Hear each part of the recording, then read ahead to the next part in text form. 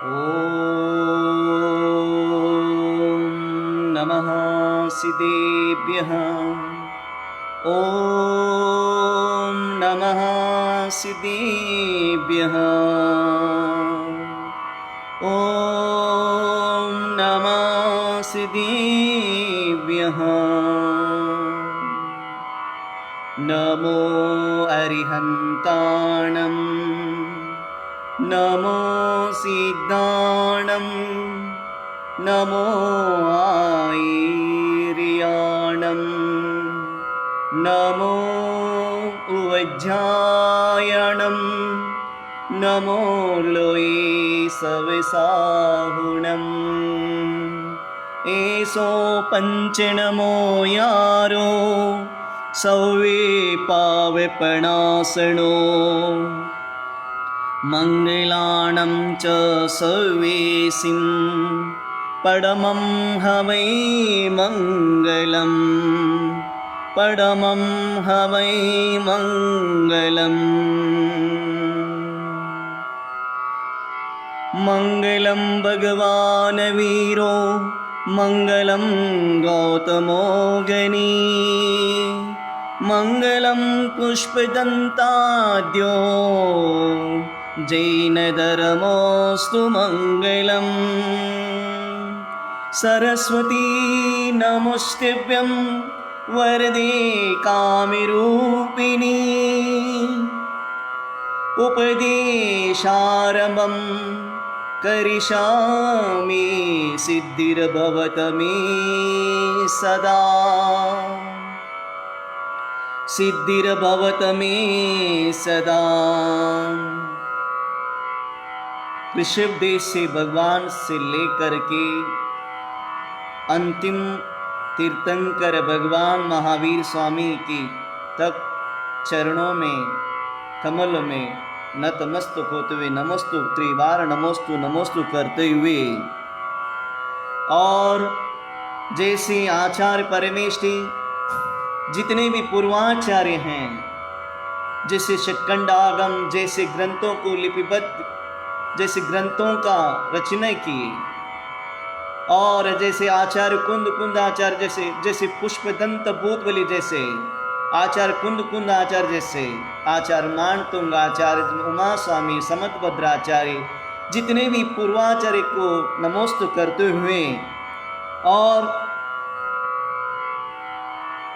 जिसने आज इस पंचम काल में अभी का सदी में 21वीं सदी में जो 20वीं सदी में मुनि का देखना भी नहीं मिलते थे, देखने में नहीं मिलते थे, ऐसे आचार्य जब दिगंबर मुनि रूप को दिखाया, उन्होंने साधना करके दिखाया और मुनि को जैसे उपदेश देकर मुनि को जैसे विचरण करने का उपदेश दिया, ऐसे प्रथमाचार्य चारित्र चक्रवर्ती आचार्य शांति सागर महाराज के चरण कमल में नमस्तु करते हुए, आदि सागर महाराज चरण कमल में आचार्य श्री आदि सागर महाराज जी चरण कमल में नमस्तु करते हुए, और आचार्य श्री महावीर कीर्ति महाराज जी की चरण कमल में नमोस्तु करते हुए, आचार्य श्री विमल सागर महाराज चरण कमल में नमोस्तु करते हुए, आचार्य तपस सम्राट सम्मति सागर महाराज की चरण कमल में नमोस्तु करते हुए, और आचार्य गुरुदेव पुष्पदंत सागर महाराज जैसे पुष्पगिरि प्रणेता वात्सल्य दिवाकर आचार्य श्री गणाधिपति आचार्य श्री पुष्पदंत सागर महाराज जी उनकी चरणों में नमोस्तु करते हुए, और आचार्य गुणधर नंदी जैसे इधर वरूर में विराजमान है उनको भी नमोस्तु करते हुए, और जितने भी आचार्य परमेश्वर के चरणों में नमोस्तु करते हुए 3 कम 9 करोड़ मुनि महाराज की नमोस्तु करते हुए अब अपनी बातों को प्रारंभ करेंगे। जैसे कि वसुभूति और दयामित्र के सेठ की कथा को सुनिए। आप अभी कोरोना का वायरस है, जो भी हैं घर में बैठे बैठे आपकी दुकान में बैठे बैठे सुन सकते हैं। आइए उस तक ले चलूंगा आपको। इस भरत क्षेत्र में सौराष्ट्र नाम का देश है, जो जिन मंदिर वाटिका तालाब धन धान्य आदि से परिपूर्ण है। इस सुंदर हरे भरे देश में कुबेर की नगर के तुल्य गिरी नाम का एक नगर है। यह नगर धर्मात्म जनों का निवास स्थान है। इसमें सभी लोग सुखी, निरोग और धनिक हैं। हिंसा और झूठ, चोरी, कुशिल और परिग्रह, ये 5 पापों से सदा दूर रहते हैं। देखिए महान बंधु, ऐसा क्षेत्र में तुल्य ऐसे विरले होते हैं। उस जमाने की बात कह रहा हूं। कैसे रहते होंगे आप देखिए, कितना खुश होते होंगे उन लोग उस दिन, उस समय, क्योंकि वो व्रत नेम पालन कर देते हैं, ऐसे अनुव्रत का पालन कर देते, इसलिए उनकी जीवन में कभी दुख ही नहीं आता था। इस 5 पापों से, परिग्रहों से सदा दूर रहते थे। इस नगर का शासक महामंडलिक राजा था। इस नगर में निर्मल सम्यक दर्शन का दारी, कुबेर के समान धनिक दयामित्र नाम का नगर सेठ रहता था। यहां ऐश्वर्य में कुबेर के समान, भोग भोगने में इंद्र के तुल्य उदार गुणों का दारी, याचों के लिए कल्प वृक्ष के समानता। दया मित्र सेठ अपरिमित ऐश्वर्य का दारी होकर भी भगवान की भक्ति, शास्त्र, स्वाध्याय, सुपात्रों का दान एवं आत्मचिंतन आदि गुणों में सदा लीन रहता था। देखिए मान बंधु, अगर आपको भी यहाँ पर इस काल में, अभी इस दिन में, जो वायरस के कालों में, कोरोना के वायरस के काल में, अगर आप इस जमाने में अगर शांति को अनुभूति करना चाहते हो, जैसे दया मित्र करते थे, जैसे आप पूर्वज लोग करते थे, वैसे आप प्रतिनित्य भगवान की अभिषेक कर लेना, भगवान की भक्ति कर लेना। भगवान की भक्ति और स्वाध्याय, शास्त्र के स्वाध्याय, सुपात्र का दान, आत्मचिंतन में आदि में लीन हो जाना, तो वहां पर आपके अंदर भीतर एक क्रांति हो जाएगी, शांति का क्रांति हो जाएगा, एक शांति का अनुभव होगा, आपकी जीवन में आनंद ही मिलेगा। तो ऐसे दया मित्र रोज ऐसे ही प्रतिदिन भक्ति और शास्त्र, स्वाध्याय, सुपात्रों का दान एवं आत्मचिंतन आदि गुणों में सदा लीन रहते थे। एक दिन एकाएक सेठ के मन में विचार आया कि मनुष्य को संपत्ति की होने पर यही पर्याप्त है। ऐसा सोचकर पुरुषार्थ को नहीं छोड़ना चाहिए, बल्कि उत्तरोत्तर पुरुषार्थ करते हुए धन वृद्धि करना चाहिए, जिससे लौकिक और धार्मिक कार्यों का संपादना सुचारू रूप से किया जा सके, क्योंकि लोक में धन से ही शक्ति प्राप्त होती है, धन से ही सम्मान मिलती है और धन से ही धर्म को उपार्जन किया जा सकता है। अतएव मुझे भी व्यापार के लिए विदेश जाना चाहिए। लक्ष्मी की प्राप्ति विदेश में ही हो सकती है, इस देश और देश में लक्ष्मी का मिलना प्राय कठिन होता है। इस प्रकार वहां होकर उसने नगर की अन्य व्यापारियों को बुलाया और आदेश दिया कि व्यापार संपादन के लिए विदेश चलने को प्रबंध शीघ्र करना चाहिए। तो मान बंधु कहते हैं, अगर आप संसार करते हो, संसार में रहते हो, दुकान चला रहे होंगे, खेती कर रहे होंगे, जो भी आप जो व्यवसाय करते होंगे, व्यापार करते होंगे हैं, लेकिन वही मान मत रखना, उसके साथ भी धर्म करते चलना, तुम्हारा बढ़ोतरी भी चलेगा, आपके घर में शांति मिलेगा। अगर आप ये एक ही धन के पीछे भागेगा तो वहां पर सुख का अनुभव नहीं होगा। तो वहां पर सुख को अनुभव करना है, धर्म के साथ चलना। कहते हैं, धर्म करत संसार सुख, धर्म करत संसार सुख, धर्म करत निर्वाण, धर्म बिना साधन बिना, धर्म पंथ साधे बिना, मन जो धर्म त्रियंच समान। कह रहे हैं यहाँ पर, कहते हैं धर्म के साथ करेगा उसका उत्तर ही बढ़ेगा। अगर कुछ भी नहीं करते हैं आपकी अशांति का भोगना ही पड़ेगा, दुखों को झेलना पड़ेगा आपको। इसलिए दुखों से, अशांति से आप दूर, चिंता से दूर होना चाहते हो तो आप दुकान जो भी कर रहे हैं, बिजनेस करते हैं, व्यापार करते हैं, खेती करते हैं, नौकरी करते हैं, सर्विस करते हैं, उसके साथ आप भगवान की स्तुति करना, धर्म करना, अभिषेक करना, सब कुछ आपका जीवन में सफलता प्राप्त हो सकती है। अगर सफलता को प्राप्त करना है तो भगवान को नहीं छोड़ना, धर्म को नहीं छोड़ना चाहिए। ऐसे ही यहाँ पर दया मित्र ने ऐसे विचार कर, अगर मैं धर्म करूं साथ साथ भी व्यापार भी करूंगा, व्यापार के साथ भी धर्म करूंगा, ऐसे उन्हें विचार कर करके अपने विदेश में चलने लगा काम करने के लिए। लोगों को बुलाया उन्होंने। व्यापार संपादन के लिए विदेश चलने के प्रबंध शीघ्र करना चाहिए। अपने पूर्व विचार के अनुसार दया मित्र सेठ ने व्यापारियों के साथ शुभ मुहूर्त में गाड़ियों पर अपना सामान लाद कर प्रस्थान किया और नगर के बाहर आकर पड़ाव डाला। दोपहर के समय अपने तंबू की दरवाजे पर बैठे हुए दया मित्र ने एक ब्राह्मण को अपनी ओर आते देखा, जो माथे में चंदन का तिलक, कंधे में यज्ञोपयुक्त, हाथ में कुश लिए एवं बगल में कुशासन दबाए हुए था। और दया मित्र सेठ उस ब्राह्मण की इस वेशभूषा को देखकर तथा वेद और अक्षतों के लिए रहने के कारण उसे धर्मात्मा समझकर अभिवादन पूर्वक उससे पूछने लगा कि हे विप्रदेव, आपका नाम क्या है? आप कहां से आए हैं? क्या चाहते हैं? ब्राह्मण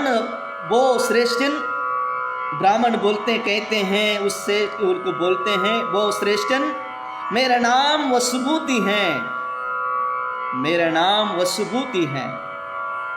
मैं दक्षिण भारत से इधर आया हूं।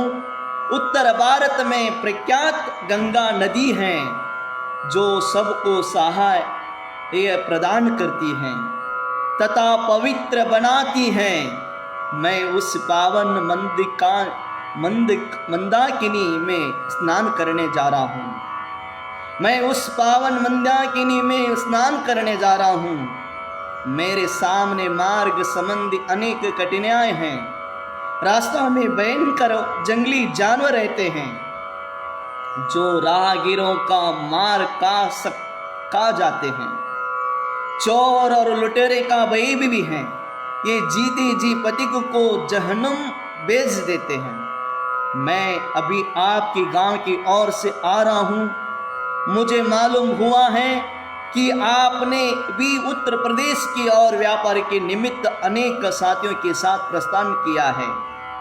मैंने विचार किया कि आपके साथ गमन करने से ही मैं सकुशल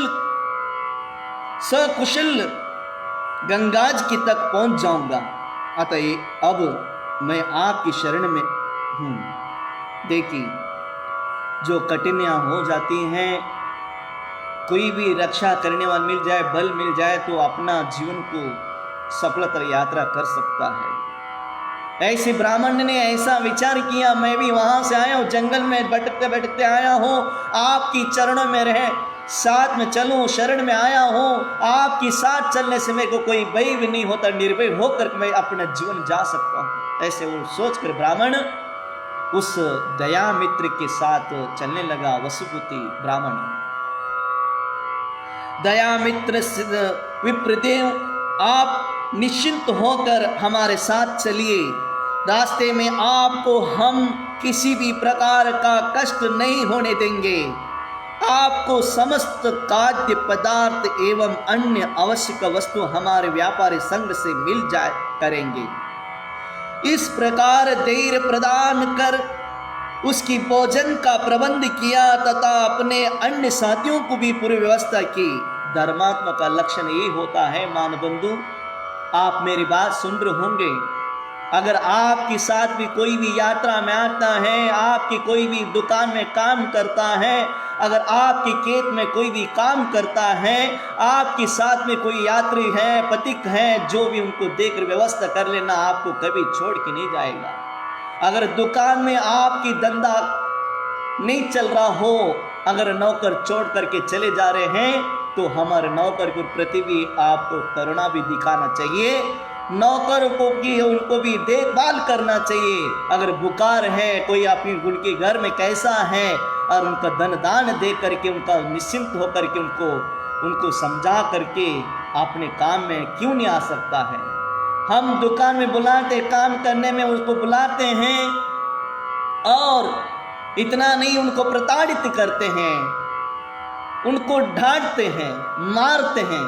उनको प्रेम से बोलो, आनंद से बोलो। अगर आपके साथ क्यों नहीं रह सकता है? अगर आप डांटोगे उनको और कुछ भी बोलोगे, तो उनके आपके साथ कैसे रह सकता है? जब भी प्यासा गाय तभी पीने के लिए जाता है। जिस तालाब में पानी होता है तो वहीं पर तालाब में पानी पीने जाता है। अगर तालाब में पानी नहीं है तो कहाँ बैठता है, कहाँ जाता है? अगर पक्षी वहीं पर बैठ जाता है, जिसमें वृक्ष में पत्ते होंगे, जिसमें फल होंगे, उसी में बैठ जाते हैं। तो मान बंधु, जिस परिवार में हरा भरा पोता पोता सभी लोग रहते हैं, जिस घर में दादा दादी रहते हैं, माँ बाप रहते हैं, पूरा परिवार साथ रहता है, तभी उनसे घर में रहते, तब खंडर में कौन रह सकता है? तो इसलिए मान बंधु, आपके साथ कोई भी वर्कर, जो भी सर्विस करने वाला, नौकरी करने वाला, कोई काम करने वाला आपके साथ जो भी हो, उनके साथ जो भी वही रहता है जिसकी मुंह में मिठास बात हुआ करती है, प्रेम हुआ करता है, तभी तो वहां पर आपके साथ रहेंगे।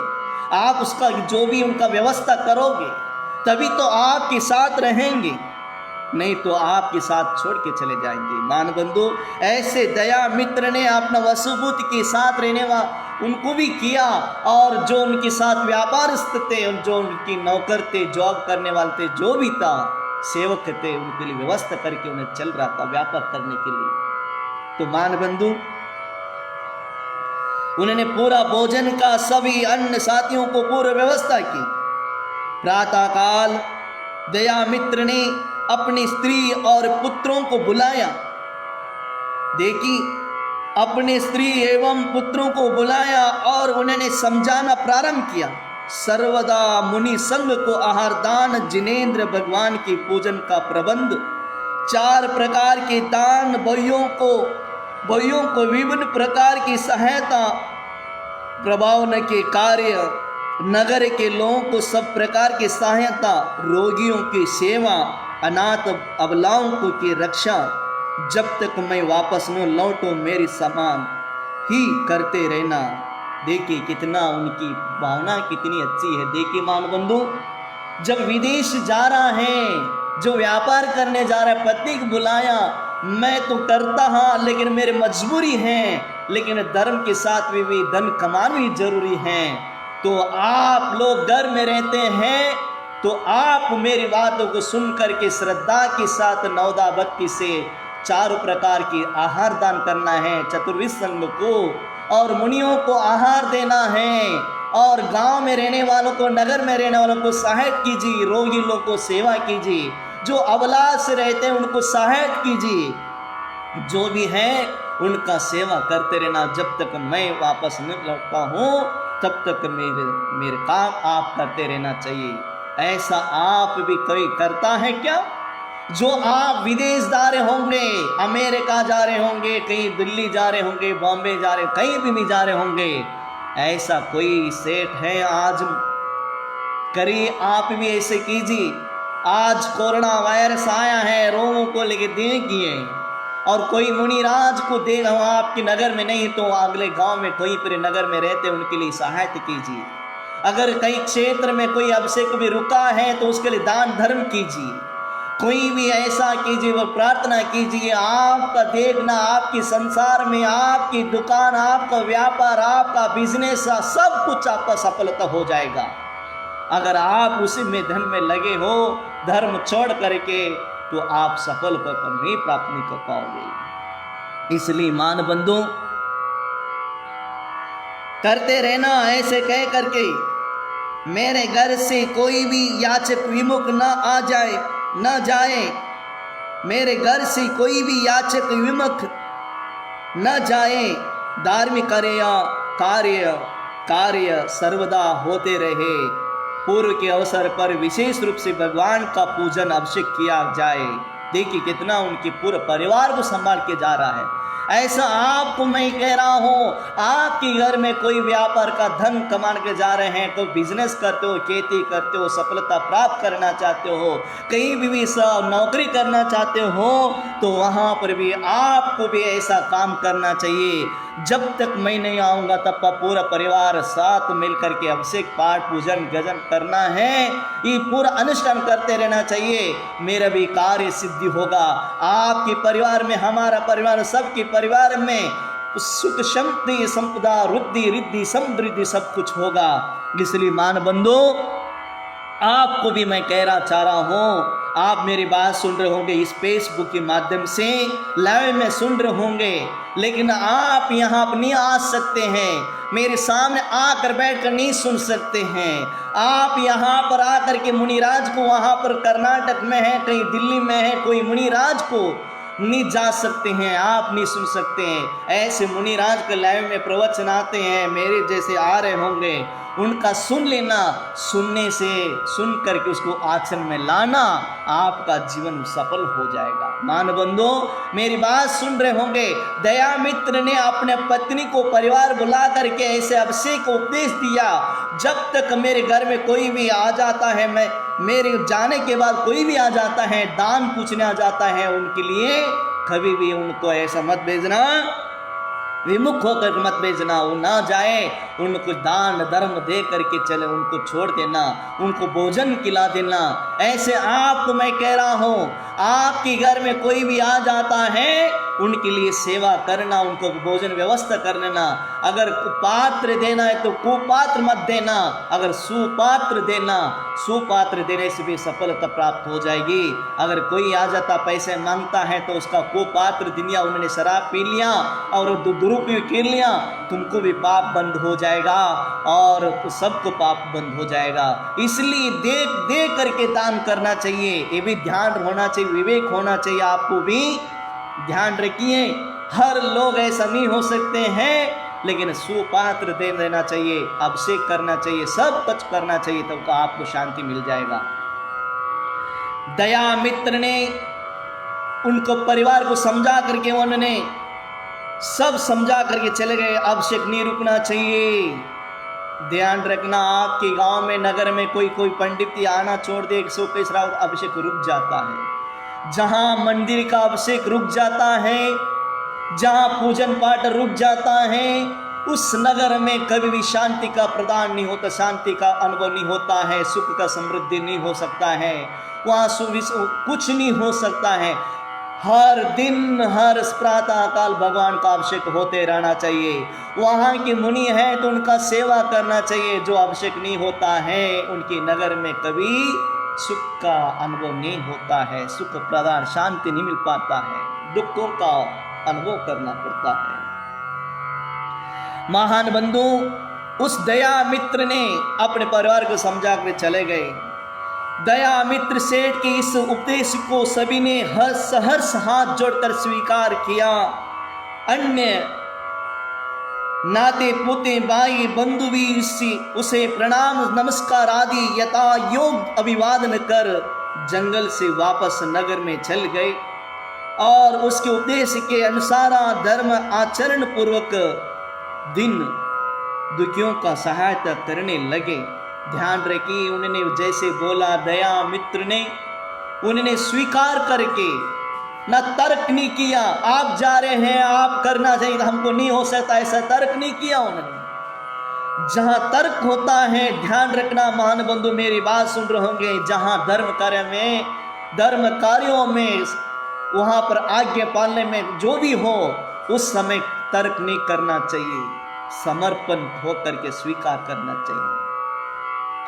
जो तर्क करता है धर्म कार्यों में, परिवार के साथ धर्म कार्यों में कई तर्क करता है, वो कभी भी आगे नहीं बढ़ेगा, ना सफल प्राप्त नहीं कर पाएगा, ना सुख का प्राप्त नहीं कर पाएगा, ना शांति को नहीं करेगा। तर्क करते रहोगे तुम नरक में जा सकते। जो तर्क है नरक है।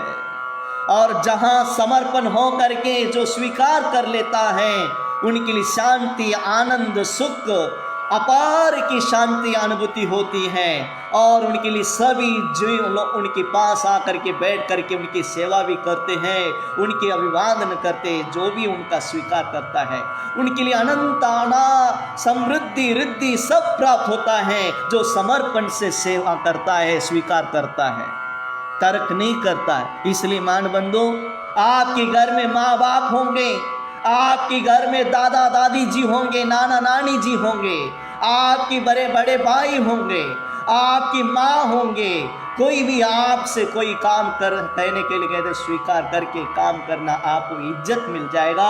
आपके घर में कोई भी आपको सम्मान मिलेगा, सत्कार मिलेगा।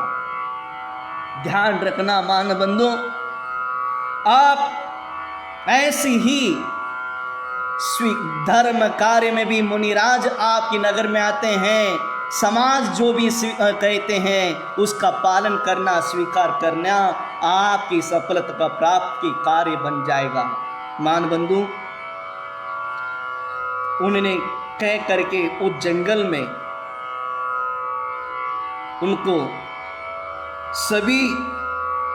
उनको छोड़ करके आकर के जैसे पिता ने जिन कहा, सेठ ने, दया मित्र ने पूरा परिवार करने लगे। से सेठ आगे क्या होता है सुनिए। सेठ कुछ आगे जाकर बातचीत की सिलसिला, सेठ कुछ आगे जाकर बातचीत की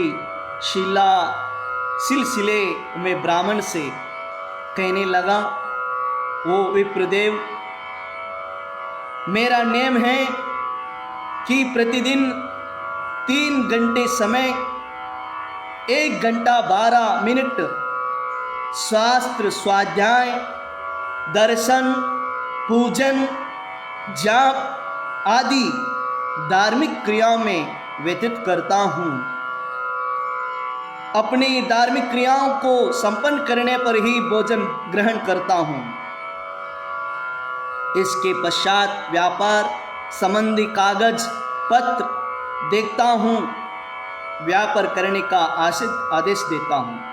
देखिए मान बंधु, कैसे दया मित्र उनके विचार को देखे, उनके अनुशासन को देखे, उनके चर्या को देखे। अगर वो घर में नहीं रहते हुए भी फिर भी उनका नेम नहीं तोड़ा, स्वाध्याय भी करता है, ध्यान भी करता है, पूजा पाठ भी भावना करता है, तो बोलता है, ब्राह्मण से कहता है, विप्रदेव वसुबुद्धि को कह रहे हैं, मेरा नेम है, इतना घंटे तक मैं ऐसा आचरण करूंगा, मैं उसके बाद मेरे व्यापार का जो भी धंधा है बाहर में करता हूं। आप कहीं बम्बई में जा रहे हो, दिल्ली जा रहे हो, बेंगलुरु जा रहे हो, कहीं शहर में जा रहे हो, जो आप भी करते होंगे, वहां पर ऐसे काम करते समय आप धर्म को भूल जा रहे हैं। आपकी वर्क, आपकी काम सफलता प्राप्त क्यों नहीं होता है? जो भी बिजनेस हो, खेत का हो, व्यवसाय हो, व्यापार हो, जो भी हो, उसका जो भी कार्य को सफलता बनाना है, आपको धन संपदा करना चाहते हो, आपको सम्मान से मिलना होना चाहते हो, तो आपको धर्म को नहीं छोड़ना चाहिए। जहां जाना देखो, दया मित्र ने क्या कह रहे हैं, मेरे दर्शन, पूजा, जाप आदि धार्मिक क्रिया में व्यतीत करता हूँ, उसके बाद पश्चात व्यापार के संबंधी कागज पत्र देखता हूँ। आप धर्म छोड़ करके, आप धर्म को छोड़ करके, सब कुछ छोड़ करके धन में लगे हैं, चिंतन करते हैं, तो मान बंधु, ये है ना आचार्य कार्तिक वृक्ष में ग्रंथ में लिखा है, कहते हैं धर्म छोड़ करके जो भी धन के पीछे भागता है, जैसे तरुण स्त्री को देख करके, जैसे तरुण स्त्री को देख करके एक युवक देखने के बाद उसका चिंतन लग जाता है, उसका चिंतन लगने के बाद वहां पर उसी का चिंता, ना खाता पीता है, उसके बारे में सोचता रहता है, तो ना धर्म करता है, ना कुछ करता है, ना माँ बाप का विचार करता है। तो मान बंधु, ऐसा ही विचार करना, वो तरुण स्त्री को देख करके उन्होंने रात भर उस सपने में वही देखता रहता है। इसी प्रकार भी धनवान भी ऐसे करता है, धन कमाने में जाता है लेकिन मालिक नहीं बन पाता है। धन के लिए अपना रात दिन नींद खराब करते हैं, ना भोजन सही ढंग से खाता है, ना कुछ न करता है। यहां पर दया मित्र बोल रहे हैं, मेरी बात सुन रहे होंगे आप लोग, जैसे उनको वसुमती को बोल दिया, हे विप्रदेव, मैं अपना जो भोजन करता हूँ, जो भी व्यापार करता हूँ, लेकिन उससे पहले मैं धर्म करने के बाद मैं करता हूँ अभिषेक और पूजा पाठ और स्वाध्याय और मेरे सामायिक जो भी ज्ञान है, उसके पश्चात मैं अपना इसके पश्चात व्यापार संबंधी कागज पत्र देखता हूँ और व्यापार करने का आदेश देता हूँ। यही रास्ते में मैं इसलिए अपने साथ भगवान की प्रतिमा रखता हूँ। देखिए, आप इस जमान में देखिए, उस जमान में जो विदेश में जाता था सेठ दया मित्र सेठ, उन्हें साथ में भी मूर्ति रख लिया उन्होंने। उस परमात्मा को प्रतिबिंब जिन बिंब को रख करके उसका अभिषेक करना, उसका ध्यान करना, जाप तप करना, सब करते हुए अपना जीवन को सफलता का बनाने के निकले। उस वसुमती को कहने लगे, उस वसुमती को समझाते हैं। उसके बाद मान बंधु, प्रतिमा रखता हूं कि पूजन पाठ यथार्थ रूप से कर सकूं, जीवन को संयम के और व्यवस्थित बनाना मानव का मात्र कर्तव्य है। जिस व्यक्ति के जीवन में संयम नहीं है और वह व्यक्ति यूं ही पशुवत अपने जीवन को व्यतीत कर देता है। जिस व्यक्ति के जीवन में संयम नहीं है, वह व्यक्ति यूं ही पशुवत अपने जीवन को व्यतीत करता है। ध्यान रखना, मैं कहा ना,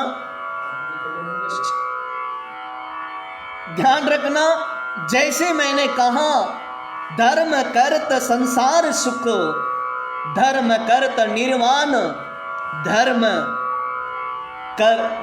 पंथ साधे बिना, मनुज जन्म त्रियंत समान।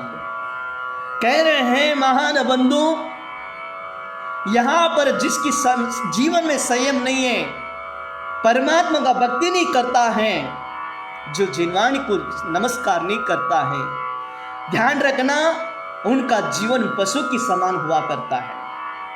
अगर जैन कुल में जन्म लिया है, दया मित्र ने क्या किया देखो, आप सुन रहे होंगे, उस कहानी को चिंतन करना, मनन करना। आज ऐसा ही अगर विदेश में जा रहा है, अपने व्यापार के लिए जा रहा है, लोग साथियों को लेके जा रहा है, लेकिन हाथ में उनके साथ में एक प्रतिमा को लेकर, जिन बिंब को लेकर जा रहा है, तो रोज पाठ करता है। पूजा पाठ करने के बाद कह रहे हैं, मैं प्रतिमा रखता हूं कि पूजन पाठ यथार्थ रूप से कर सकूं, जीवन को संयमित और व्यवस्थित बनाना मानव पात्र कर्तव्य है, मात्र का कर्तव्य है।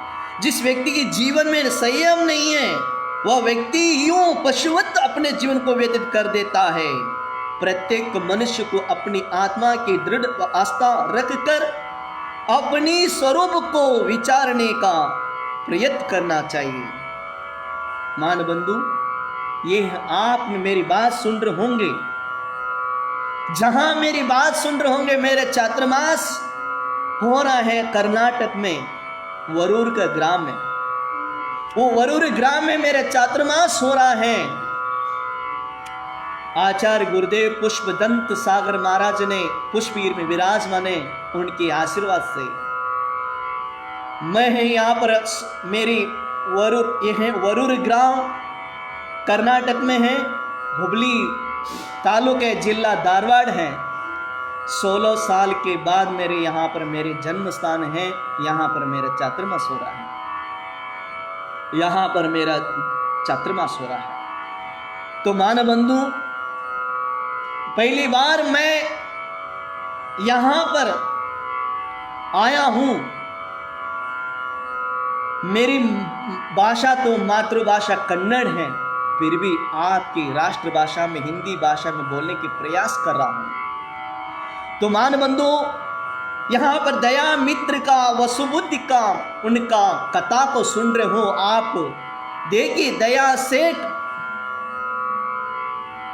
उन्हें वसुबुद्धि को कह रहे हैं, अगर विदेश में जा रहा है तो अपने साथ में वो मूर्ति को लेके जा रहा है, प्रतिमा का अभिषेक करता है।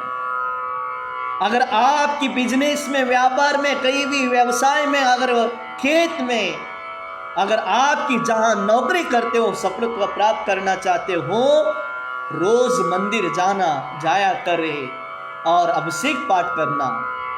अगर संत हैं, उनके सामने बैठ करके प्रवचन सुन लेना, स्वाध्याय कर लेना। अगर मुनिराज हैं, आहार दान करना।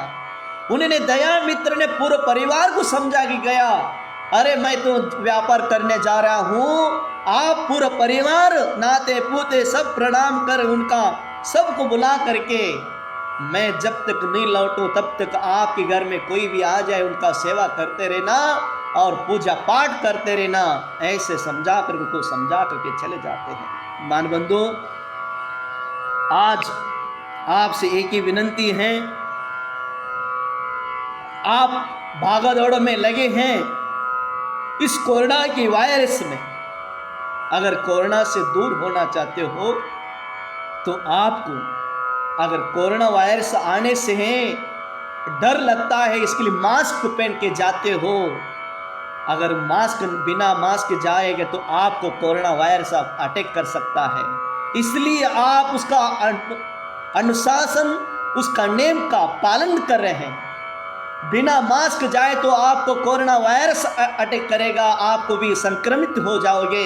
इसलिए आप मास्क पहन के जाते हैं तो वहां पर कोरोना आपको कुछ बिगाड़ नहीं सकता है, रोगी नहीं बना सकता है। इसलिए रोगी नहीं बनने के लिए, आप नहीं बनना है इसलिए मास्क पहन के जाते हो।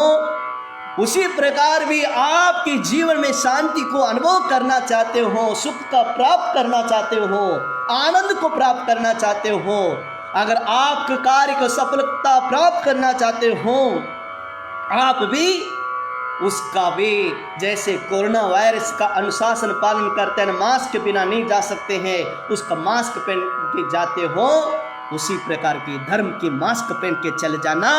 आपके जीवन में कर्म कोई बिगाड़ नहीं सकता है। कोरोना वायरस आने से आपके शरीर को आपको रोगिष्ट बना सकता है, उसको डॉक्टर ठीक करता है।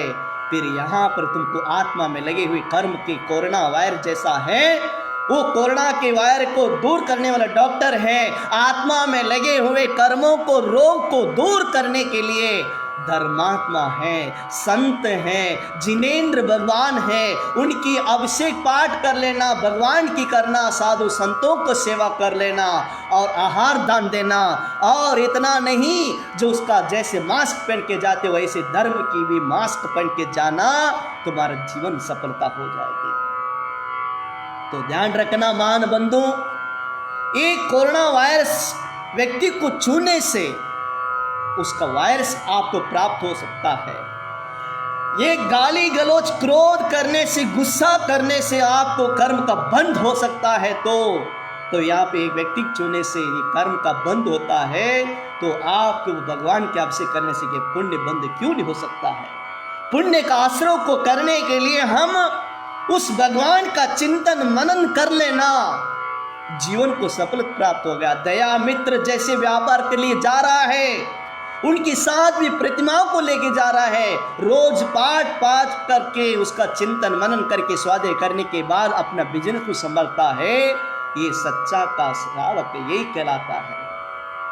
श्रावक वही होता है, श्रावक वही होता है जो भगवान की अभिषेक पाठ करता है, जो भगवान की वाणी को सुनता है, संतों की सेवा करता है और स्वाध्याय करता है, उसके बाद जो व्यापार करता है, दुकान जाता है, खेती करता है, सब कुछ करता है, तभी तो श्रावक कहलाता है, तभी तो उनका सुख मिलेगा। सब छोड़ छाड़ करके, फिर धर्म छोड़ करके, फिर खेती वगैरह दुकान चले जाए, धर्म छोड़ करके, तुम्हारा जीवन पशु की समान है, त्रियंच है, पशु की तरह है जीवन। मान बंधु, समय हो चुका है, फिर मिलूंगा इस दया मित्र का, फिर कहानी आगे का कल सुबह आपको उसी टाइम पर हम बोलेंगे। इतना कहते हुए आप सुन रहे मेरी बातों को, सबको आशीर्वाद, मंगलमय आहार के लिए समय हो चुका है, शुद्धि के पानी आए, सबको आशीर्वाद, मंगलमय आनंद हो, आपके जीवन में मंगल हो, सम्यक प्राप्त हो। जो भी मेरी भारत में जितने भी लोग सुन रहे होंगे, मेरी बातों को सुन रहे होंगे, तो सबको आशीर्वाद मंगलमय यही प्रदान करता हूँ। सबको आशीर्वाद, सबको मंगलमय। ओम नमः, सबको क्षमा, सबसे क्षमा। ओम नमः, ओम नमः, ओम नमः।